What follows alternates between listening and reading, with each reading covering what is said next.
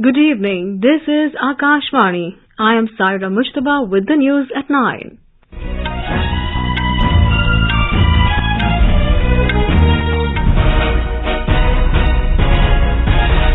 The headlines. Prime Minister Narendra Modi reaches Sydney, Australia on the last leg of his three-nation tour to hold bilateral meeting with his Australian counterpart Anthony Albanese.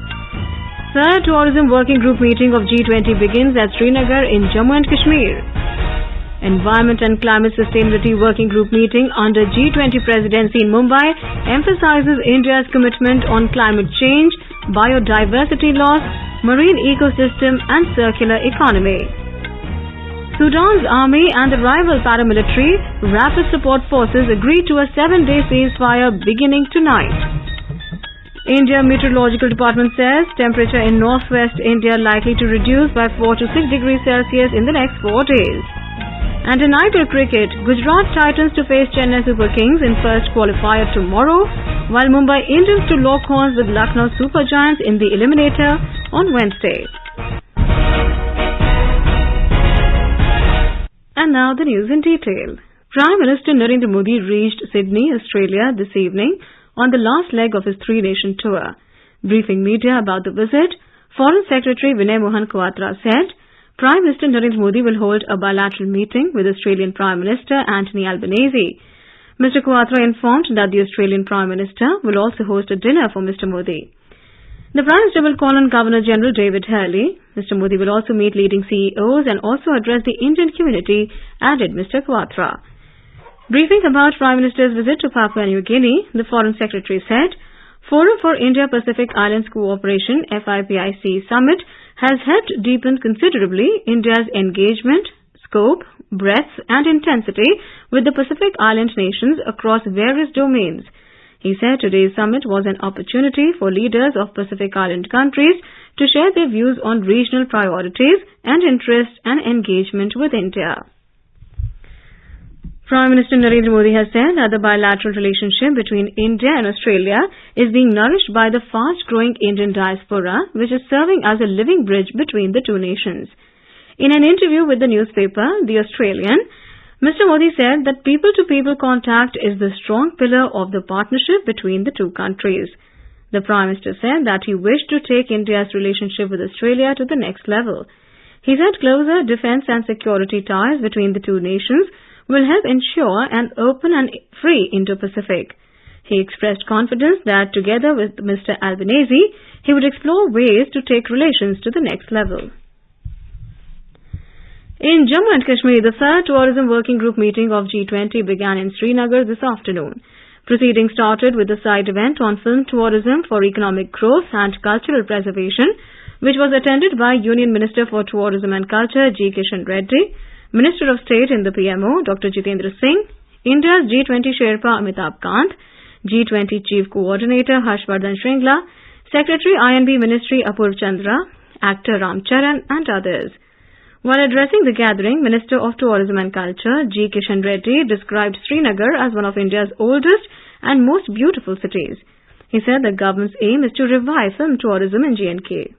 Its unique beauty, the place has captured the imagination of filmmakers and artists throughout the years. Many famous Indian and international films and documentaries were shot in Jammu Kashmir last so many years. Over the next few days, our aim to revive film tourism not only in Jammu Kashmir like it is used to be in the past but across India. The minister stated that the government is striving hard to make a comprehensive plan for tourism development, economic growth and cultural preservation. Mr. Reddy added that films have great potential to attract tourists from across the globe. He said that film tourism is not just showcasing beautiful locations, but also ensuring cultural preservation, promotion of talent and boosting the economy of the region. In his address, Dr. Jitendra Singh said that the ongoing event is a moment of rejuvenation and reincarnation. He listed a number of films that have been shot in Kashmir before 1990. He said that J&K provides a natural destination for filmmakers and is cost-effective as well. Dr. Singh said that J&K has contributed hugely to the Indian film industry in the past. Kashmir was professionally also, I think, the best location that a film producer or director can find because it's versatile. You have plateaus here, you have lakes here, you have fountains here, you have snow peaks here, you have skating areas here, you have golf courses here. And it's very cost effective. You have tulip gardens here, you don't have to travel to Holland. So all this made it a natural destination. Speaking on the occasion, India's G20 Sherpa Amitabh Kant said that Kashmir has huge potential for film tourism. He informed that 370 filmmakers have sought permission to shoot films in Kashmir, and the Union Government and UT administration will go out of its way to facilitate filmmakers. The third Environment and Climate Sustainability Working Group meeting under India's G20 presidency in Mumbai emphasized India's commitment to climate change, biodiversity loss, marine ecosystem and circular economy. In his inaugural address, Union Minister of State for Panchayati Raj, Kapil Patil, said that the impact of degrading biodiversity and the environment is becoming increasingly apparent globally, presenting significant obstacles to preserving development progress and promoting well-being and prosperity. He added that it is imperative for G20 countries to collectively address the interrelated matters of climate change and biodiversity loss through joint international efforts. He reiterated that India's G20 presidency is committed to be inclusive, ambitious, decisive and action-oriented. Speaking to Akashvani News, Secretary in the Ministry of Environment, Forest and Climate Change, Leena Nandan, expressed confidence that the discussions will help in coming out with a consensus-driven framework.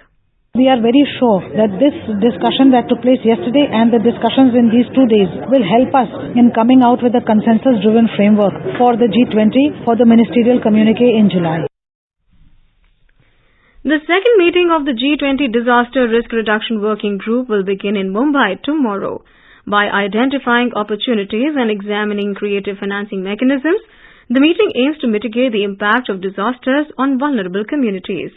The meeting will bring together government officials, industry experts, private sector representatives and stakeholders from over 20 countries.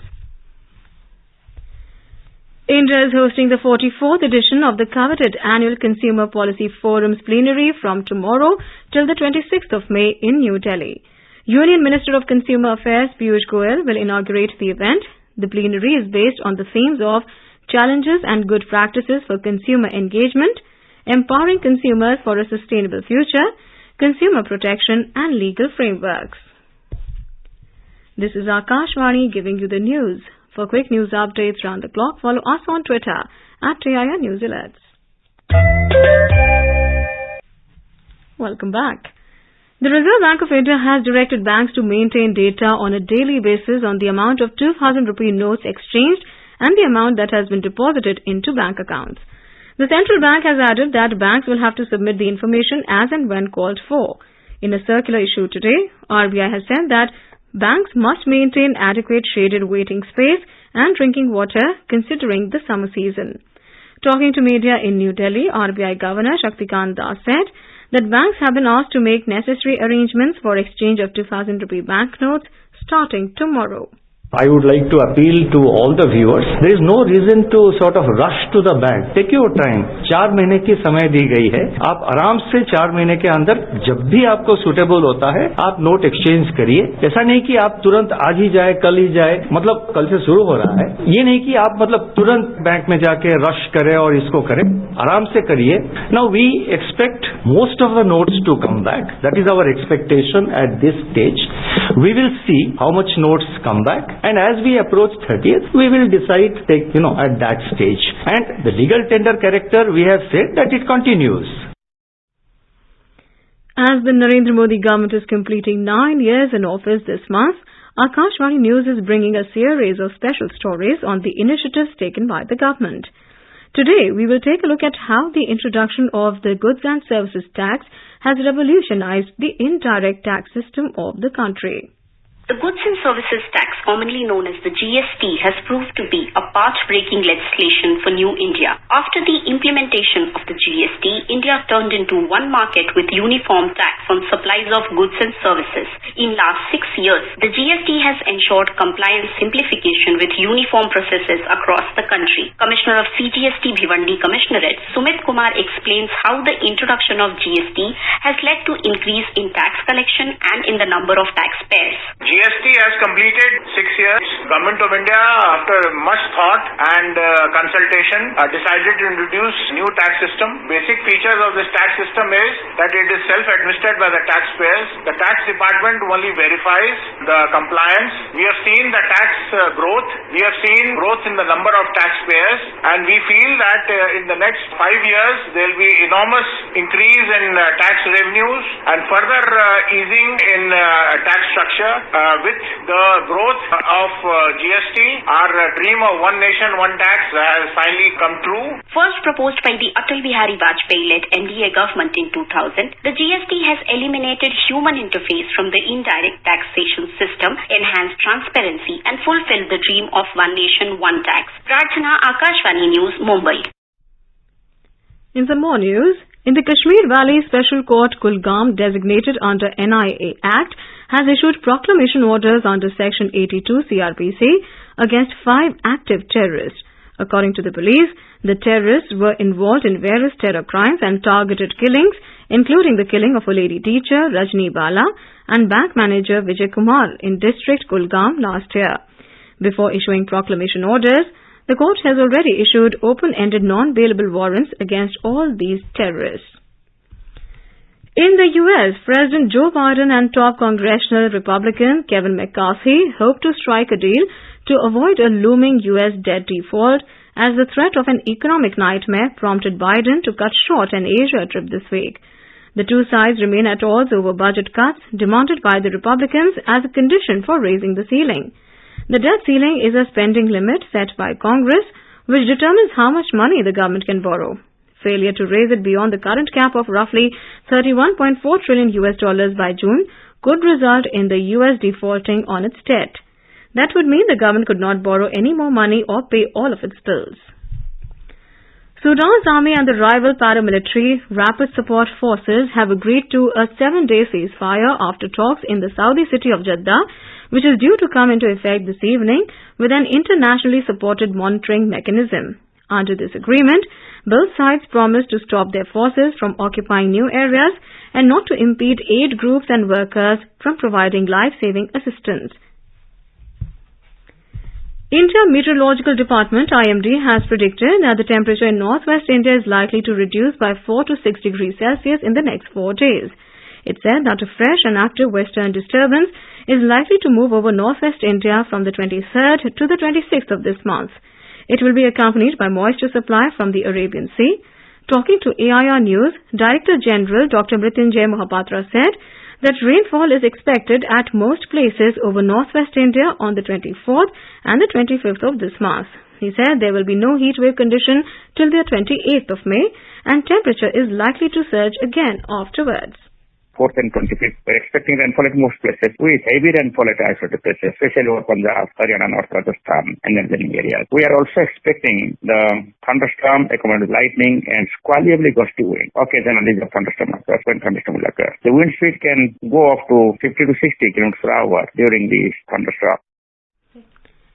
In IPL cricket, defending champions Gujarat Titans are all set to face Chennai Super Kings in the first qualifier tomorrow, while Mumbai Indians will lock horns with Lucknow Super Giants in the eliminator on Wednesday.